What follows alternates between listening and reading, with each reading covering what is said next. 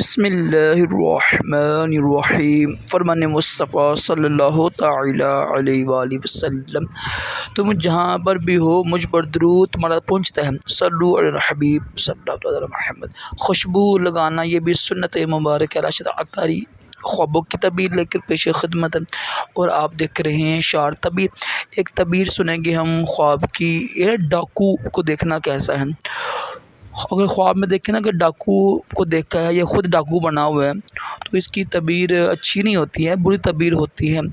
वो बंदा यानी झगड़ेलू होगा, ठीक है, फ़साद पैदा करेगा, शर पैदा करेगा माशरे में। तो तौबा इस्तग़फ़ार करे। और हदीस पाक में भी है कि रब की पनाह मांगी। जो ख्वाब बुरा होता है ना, ये मैं हदीस पाक ऊपर लिख दूँगा, जो ख्वाब बुरा हो ना उससे पनाह मांगने और उससे पनाह मांगने की यानी हुक्म है हदीस पाक में ना, ताकि ख्वाब को फिर बयान भी ना किया जाए। तो ये अच्छी तबीर नहीं है, ठीक है। ख्वाब में देखा ना कि डाकू बना हुआ है या डाकू देखा, इसकी अच्छी तबीर नहीं है, बुरी तबीर होती है। अल्लाह पाक हम सबको महफूज रखे, अच्छे से ख्वाब दिखाए। सल्लल्लाहु अलैहि हबीब सल्लल्लाहु अलैहि मुहम्मद।